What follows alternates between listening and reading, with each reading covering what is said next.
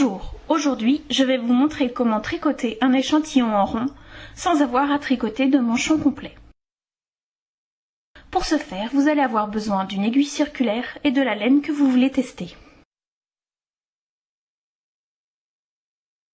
Nous allons commencer par monter les mailles de l'échantillon.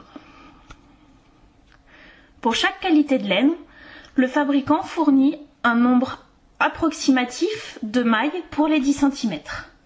Je vous conseille de monter au moins 10 mailles supplémentaires par rapport à ce nombre de mailles indiqué par le fabricant. En effet, la méthode que je vais vous montrer crée un échantillon avec des mailles très lâches en bordure. Ce qui fait qu'il faut pour avoir un nombre de mailles avec la bonne tension suffisant pour mesurer les 10 cm, il faut monter au moins 10 mailles supplémentaires. Par exemple, avec la laine que j'utilise pour cet échantillon, je sais que j'ai approximativement 18 mailles pour 10 cm. Je vais donc monter 30 mailles pour être sûr d'avoir assez de mailles avec la bonne tension.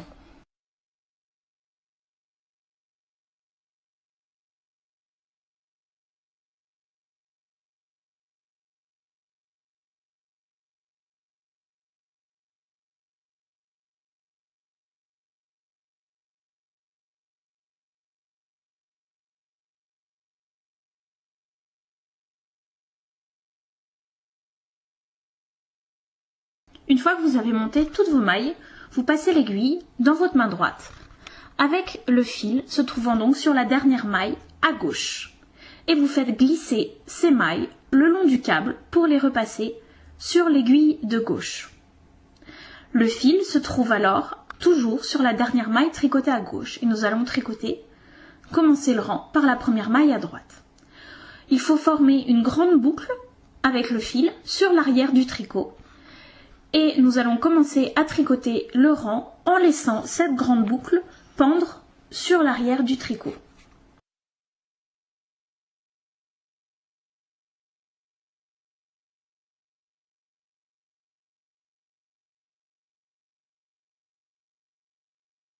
Donc, voici la boucle qui se trouve sur l'arrière du tricot.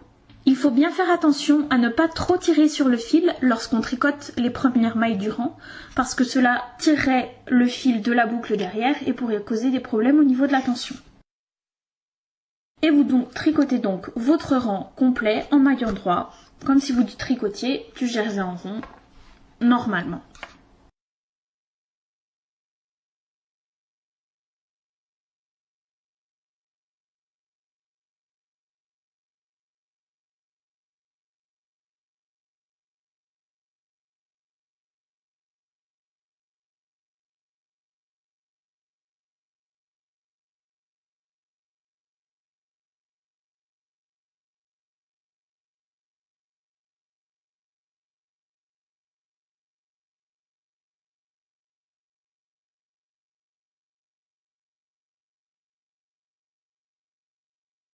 Une fois que vous avez fini de tricoter votre rang, vous avez donc la boucle sur l'arrière du tricot et votre fil qui part de la dernière maille tricotée sur la gauche. Donc je vous montre avec vraiment la boucle sur l'arrière du tricot cette fois et le fil qui part sur la gauche. Vous faites glisser les mailles le long du câble pour les repasser sur l'aiguille de gauche avec le fil partant toujours donc de la dernière maille sur la gauche.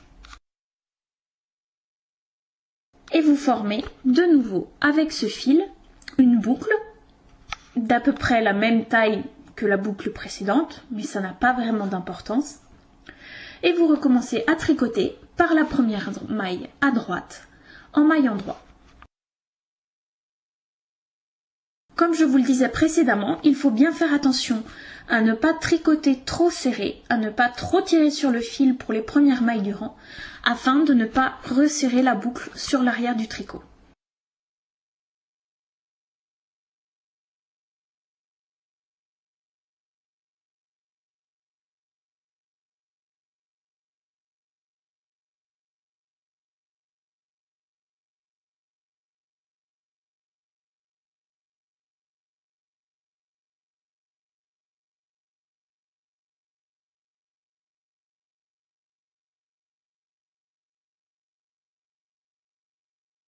Pour continuer à tricoter votre échantillon en rond, vous n'avez plus qu'à continuer à faire glisser les mailles une fois votre rang terminé de l'aiguille de droite sur l'aiguille de gauche et recommencer en laissant une grande boucle sur l'arrière jusqu'à ce que vous ayez obtenu le nombre de rangs recherché.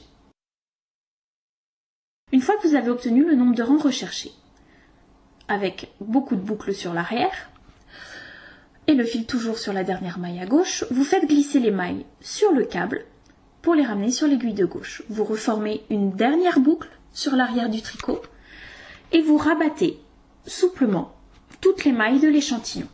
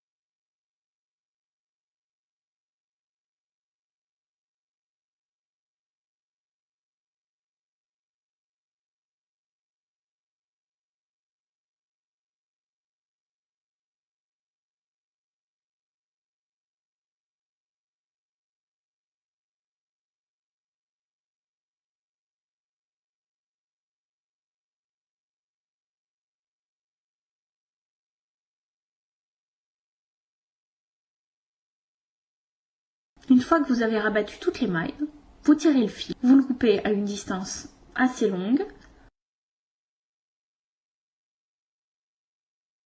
et voilà, vous avez votre échantillon avec beaucoup de boucles sur l'arrière. Je vous propose maintenant de les couper, mais vous pouvez aussi les laisser comme ça.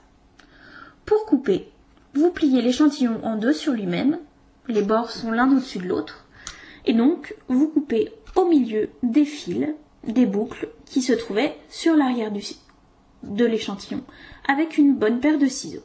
Et voilà, votre échantillon en rond est prêt à être bloqué et ensuite à être mesuré.